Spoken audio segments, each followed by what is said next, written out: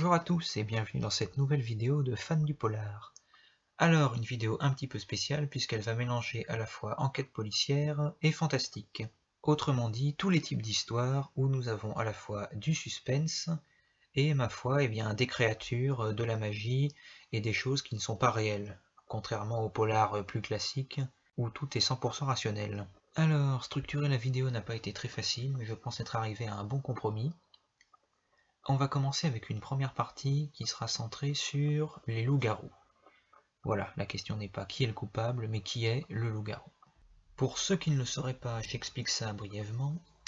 Un loup-garou est un homme qui a été mordu par un autre loup-garou, ou par un loup, son sang est alors contaminé, et il se transforme lui-même en homme-loup à chaque pleine lune, devenant un tueur sanguinaire. Après, le type de métamorphose et la façon d'être guéri ou d'être tué varie suivant les histoires, donc je ne vais pas trop m'étendre dessus. Je vous ai fait une petite sélection audiovisuelle, avec plusieurs films que vous pouvez aller voir pour vous faire une idée. Le premier de ces films, qui est aussi le plus ancien, remontant aux années 70, est The Beast Must Die. Alors ce film, pour le coup, épouse 100% le concept de ma vidéo, à savoir mi-policier, mi-fantastique. Puisque c'est annoncé d'ailleurs dès le début du film, The question is not with the murderer, but with the werewolf. Le spectateur est donc invité à suivre dans son enquête ce charmant monsieur, l'acteur Calvin Lockhart, qui joue ici un milliardaire assez excentrique qui a chassé tout ce qui existe sur Terre et qui veut se faire un loup-garou. Pour y arriver, il a invité tout un panel de suspects possibles, convaincus qu'un loup-garou se cache parmi eux, dans sa super résidence surveillée. Malheureusement pour lui, le loup-garou est très intelligent. Que ce soit la nuit quand il est en bête, ou le jour quand il est en homme, il arrivera toujours à échapper aux caméras, et se mettra à commettre des crimes sanglants. On a aussi le plaisir, entre autres, d'avoir dans ce film l'acteur Peter Cushing, qui, pour ceux qui ne le sauraient pas, a pas mal joué Frankenstein, Van Helsing, ainsi que Sherlock Holmes, dans l'une des nombreuses adaptations du Chien des Baskerville. Alors, j'adore ce film et je pourrais vous en parler pendant des heures. Ce qu'on va faire, c'est que je vais simplement vous mettre un extrait, celui où les suspects sont présentés. Comme ça, vous verrez tout de suite ce qu'il en est, et je vous laisse après voir le film si ça vous fait plaisir, en sachant, petite information importante, qu'il n'existe qu'en VO sous-titré, et que n'ayant pas pu vous trouver la version française, je vous ai mis les sous-titres anglais. On regarde. Why do you think I invited you? Because every one of you sitting here in this room has one thing in common. Death. You, Bennington. Once you were United Nations delegate, till two members of your grubby entourage mysteriously disappeared. There was an inquiry and I was completely exonerated. So completely that they threw you out of the diplomatic corps. And how about our friend Maestro here? International concert pianist. Plays all over the world. Or used to. Now there are certain European capitals where he's not welcomed anymore. Seems there were nasty killings in those cities, and always when you were playing there.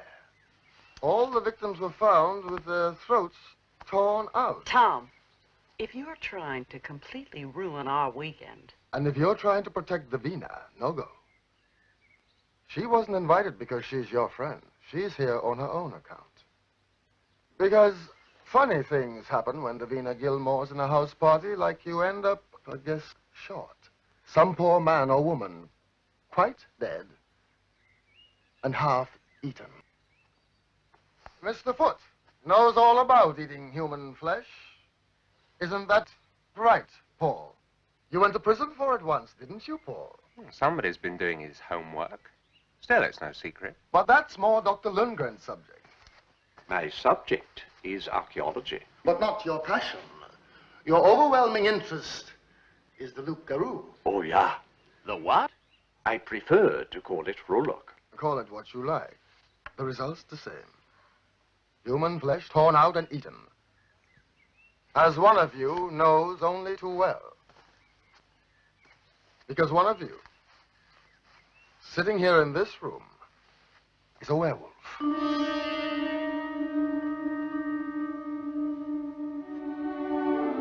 Voilà, c'était The Beast Must Die.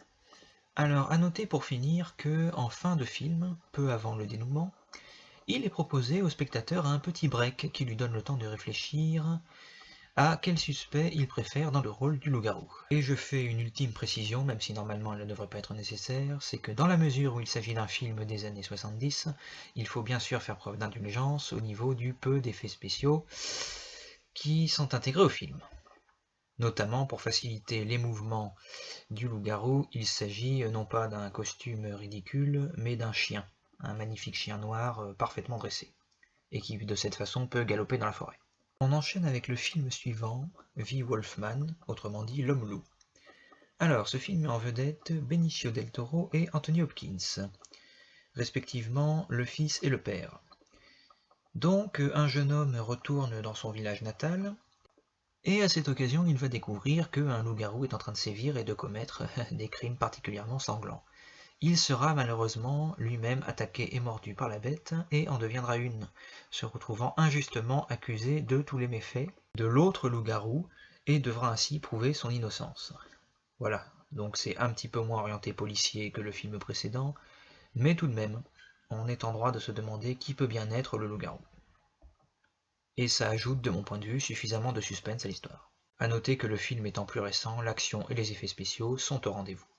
Il en va de même pour le film suivant, Le Chaperon Rouge. Alors pour ceux qui ne le sauraient pas, il y a eu au cours des années 2010 une assez grande recrudescence de films cinématographiques tournés autour des contes et légendes de notre enfance, Cendrillon, Blanche-Neige, etc. Et dans le cas du Chaperon Rouge, ils ont eu l'excellente idée de reprendre le concept du loup-garou dont on ignore l'identité, avec un assez grand nombre de suspects, comprenant entre autres le prêtre du village ainsi que la grand-mère du petit Chaperon Rouge et même son petit ami. On a de l'action, une bonne intrigue originale, un dénouement pas forcément attendu, donc c'est un film qui, j'ai trouvé, vaut vraiment le détour.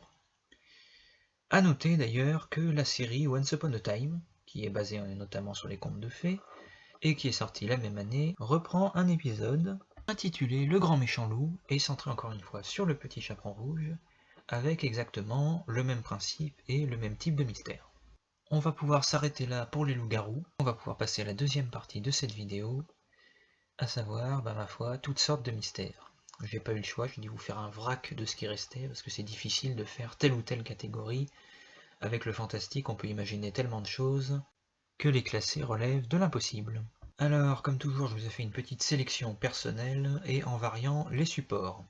Donc on parlera aussi bien de films et séries télévisées, que de mangas et aussi de dessins animés. Et pour débuter sur cette seconde partie, on commencera avec ce qui est, je trouve, un des meilleurs films de ce grand réalisateur qu'est Monsieur Tim Burton, à savoir Sleepy Hollow, la légende du cavalier sans tête.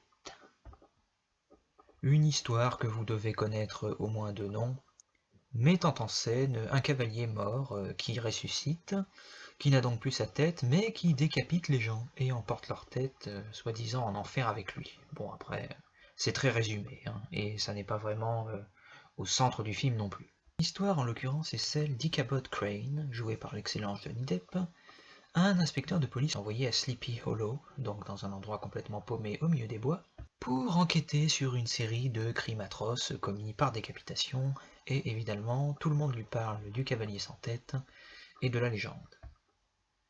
Alors, à l'occurrence, le fantastique existe bel et bien, de même que le cavalier, mais celui-ci n'est rien d'autre que l'arme du crime, ressuscité par la sorcellerie pour servir les intérêts de quelqu'un. Donc la question est, qui est donc le coupable? Quel est son mobile? C'est à Johnny Depp et à vous, téléspectateurs, de le découvrir en regardant ce film. A noter aux côtés de notre héros, l'actrice Christina Ricci, que je n'avais pas du tout reconnue avant de relire récemment son nom dans le générique de fin. Très belle et très réussie dans son rôle de Katrina. J'ai eu un mal fou à vous choisir un seul extrait, alors ce que j'ai fait, c'est que je vous ai remis la bande-annonce, mais en coupant certains morceaux. Et de cette façon, vous pourrez vous faire une petite opinion sur le film. Voilà. On regarde ça, et puis on continue. Je suis l'inspecteur Ichabod Crane. New York m'envoie pour enquêter sur les meurtres de Sleepy Hollow. Que vous ont expliqué vos supérieurs exactement? Ils ont dit que tous les trois ont été tués en plein air et que leurs têtes avaient été séparées de leur corps. Emportés par le cavalier sans tête. Jusqu'en enfer avec lui.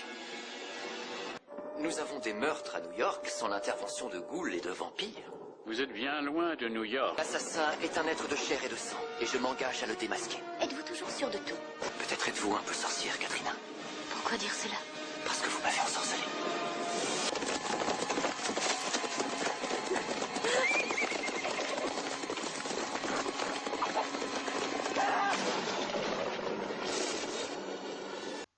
Bon, je vais pas vous mentir, pour certaines âmes sensibles, le film peut peut-être faire un peu peur, ou sursauter, mais franchement c'est très exagéré, contrairement à ce qui peut se faire en matière de film d'horreur aujourd'hui. Alors, vous ayant parlé du film Sleepy Hollow, eh bien un petit mot sur la série. Série assez récente, qui ma foi s'inspire encore une fois de la légende du Cavalier sans tête, mais pas uniquement, on a pas mal d'autres créatures, et notamment le Marchand de Sable.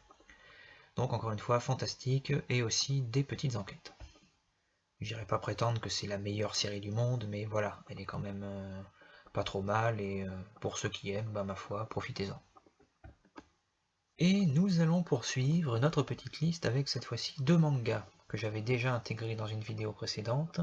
Je les remets ici spécifiquement pour ce thème de polar et fantastique. Alors en premier lieu, le manga Death Note, qui raconte l'histoire d'un lycéen, Light Yagami, très intelligent et très imbu de sa personne, qui se retrouve avec entre les mains le fameux Death Note, le carnet qui permet de tuer les gens rien qu'en connaissant leur visage et en écrivant leur nom à l'intérieur.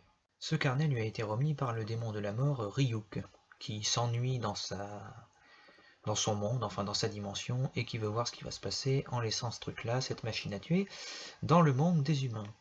Donc Light devient ni plus ni moins un tueur en série, sous le nom de Kira, et essaye d'atteindre son objectif, devenir le dieu de ce nouveau monde. Alors, bien qu'on connaisse le méchant entre guillemets dès le départ, il y a énormément d'entourloupes.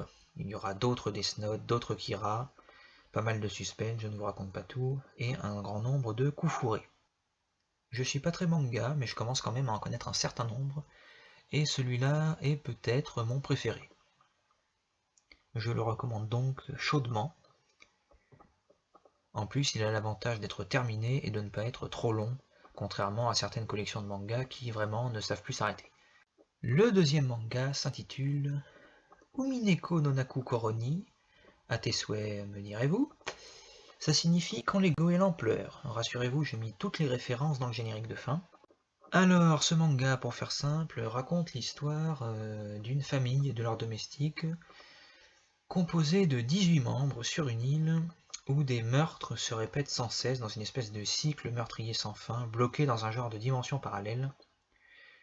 Alors, c'est vraiment l'idéal, encore une fois, pour le thème de ma vidéo, dans la mesure où tout l'intérêt de ce manga est de savoir si oui ou non la sorcière Béatrice et ses pouvoirs sont responsables de tout ceci, ou s'il y a une explication d'ordre rationnel, donc plutôt axé sur le côté polar justement et enquête, et s'il y a un coupable, de qui s'agit-il? Petite mise en garde toutefois, nous sommes condamnés à nous faire notre propre opinion. Aucune solution claire, nette et précise n'est donnée. Il y a des solutions, mais c'est plus ou moins à nous de choisir. Si on croit à la magie ou non, et si on croit telle ou telle personne coupable ou non. Les choses ne sont jamais dites explicitement.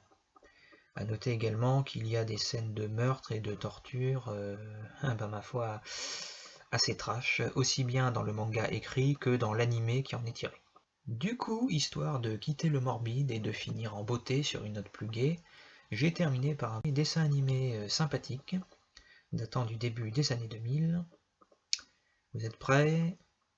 Générique. Tout devait être pour le mieux dans ce beau pays, où princesse et crapauds affreux s'aiment soudain pour la vie. C'est le monde des contes de fées, vous l'avez compris.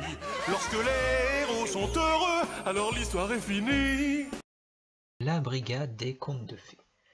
Alors, un concept assez sympa. Nous avons nos 2 enquêteurs, Johnny et Chris.